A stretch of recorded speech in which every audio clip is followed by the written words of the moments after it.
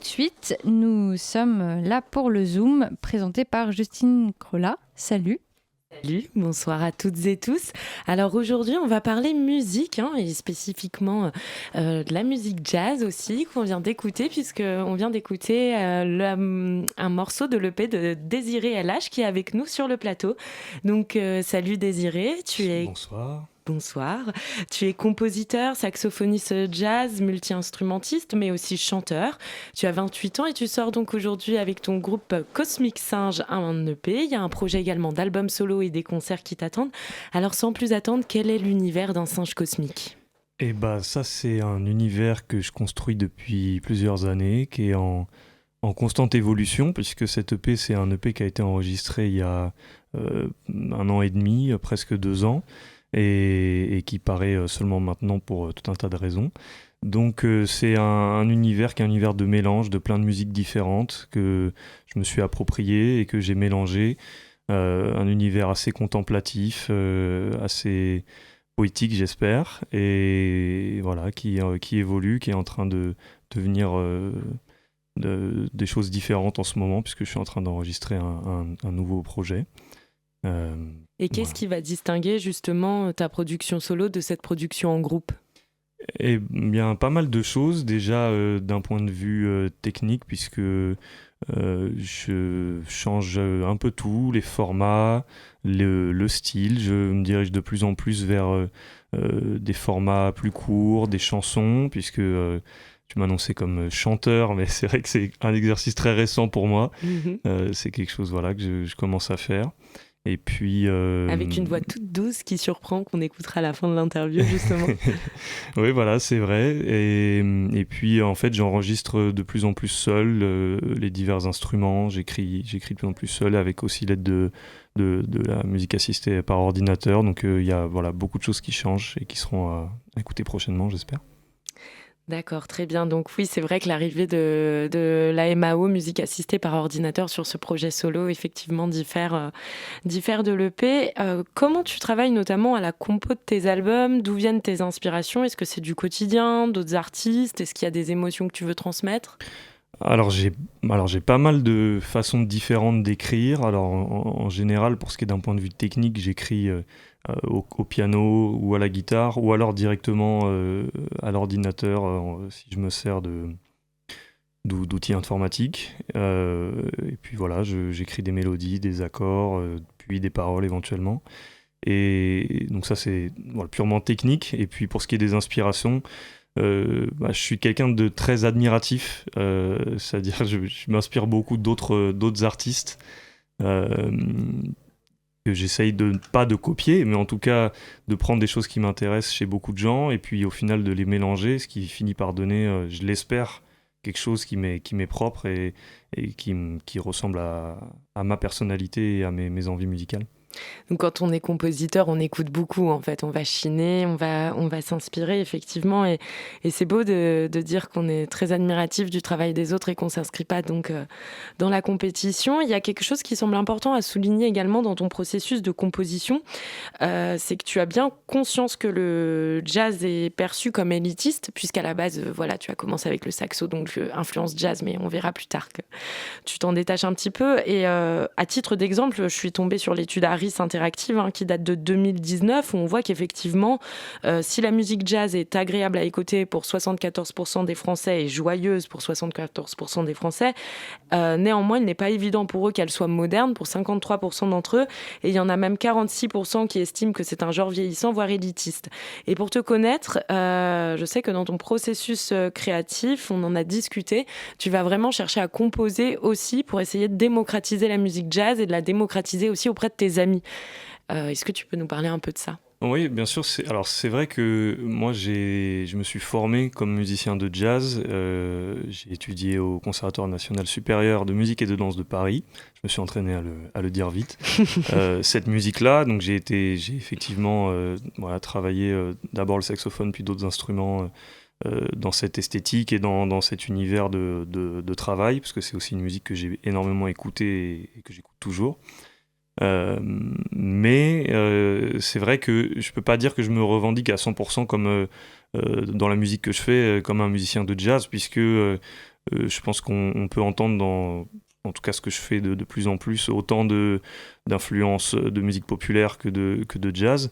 Et effectivement, j'aimerais que ma musique soit le plus accessible possible, que mes amis qui sont pas forcément des amateurs de jazz puissent l'écouter comme ils écouteraient n'importe quelle autre musique. Et en fait, c'est ce que tu dis sur le jazz qui est perçu comme une musique vieillissante et élitiste. Et élitiste.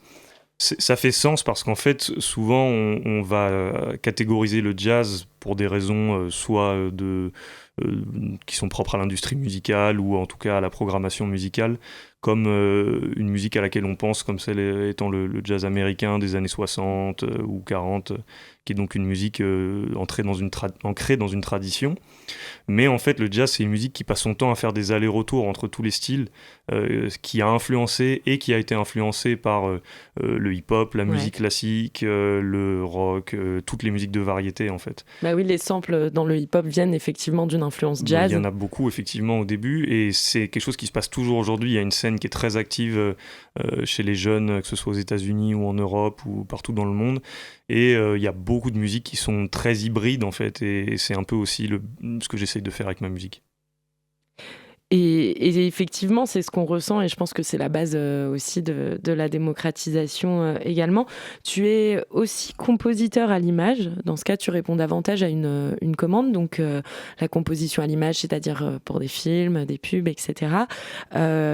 Qu'est-ce qui t'a donné envie d'être compositeur à l'image, et est-ce que ça te permet aussi d'avoir des inspirations inattendues? Je pense que beaucoup de musiciens et de compositeurs ont aussi cette version-là, cette double casquette, donc je pense que c'est intéressant pour nos auditeurs d'entendre ça aussi. Oui, c'est vrai que en fait, quand je me suis mis à faire de la musique entre guillemets sérieusement, en tout cas en envisageant de faire ça professionnellement, ma première idée c'était d'être compositeur et plutôt de musique à l'image, de musique de film, ce genre de choses.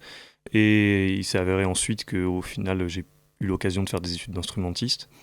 Mais j'y reviens aujourd'hui. Je travaille principalement pour la pub, pour ce qui est de la musique à l'image. C'est un travail qui est assez inspirant, mais c'est aussi un travail qui est très technique, en fait, parce que ça répond à tout un tas de cahier des charges qui est extrêmement technique. Donc je sais pas si je m'en inspire spécialement pour ce qui est de la création, même si bien sûr ça me donne l'occasion d'écouter des choses différentes, mais c'est surtout quelque chose dont je m'inspire techniquement pour produire mes propres créations. Et d'ailleurs, en parlant de tes propres créations et de ton univers, il y a la vidéo Common Sense qu'on peut retrouver sur YouTube qui se déroule à Chicago. On sait que tu as une inspiration américaine également très forte, mais on voit également du japonais dans cette vidéo. Est-ce que tu es en train de justement développer un petit peu cet univers? Quelle est ton identité justement? Alors oui, c'est vrai que je suis assez influencé par les États-Unis, parce que c'est le pays dont beaucoup de musiques que j'écoute sont originaires. Parce que j'ai eu l'occasion de m'y rendre un petit peu et puis de fréquenter des gens là-bas.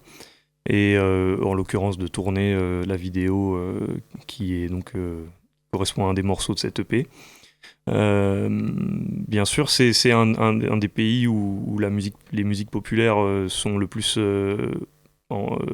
en tout cas se démocratisent le plus à l'échelle mondiale et donc qui nous sont le plus accessibles.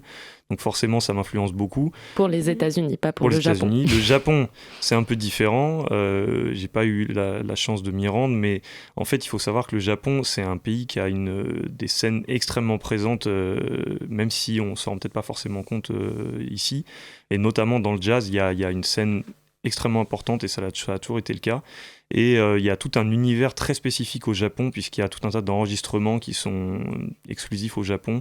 Et voilà, ceux qui connaissent ce genre de choses savent que les imports japonais, il y a tout un tas d'enregistrements qui paraissent qu'au Japon, et ils ont tout un univers qui développe en parallèle de ça qui est très intéressant et qui m'inspire beaucoup. Ok, merci pour ce petit point aussi sur l'industrie musicale japonaise. C'est des choses dont on n'a pas forcément connaissance.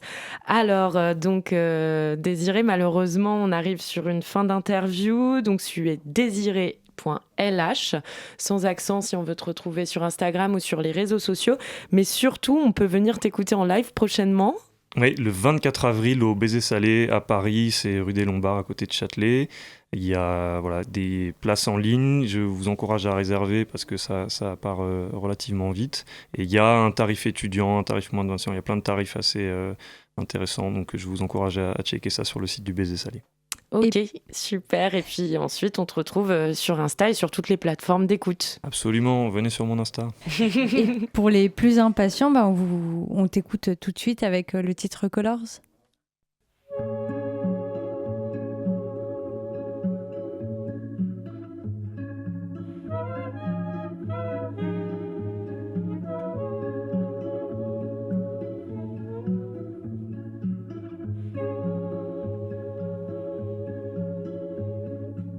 Last fall I've seen the leaves fall grey and white in the daylight,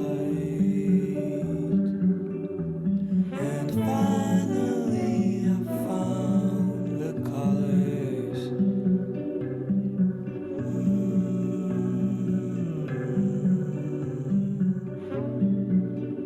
In the stained glass of your eyes,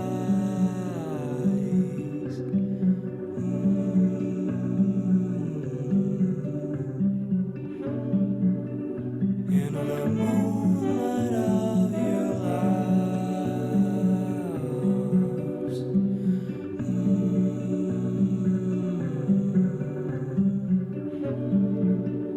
and the fire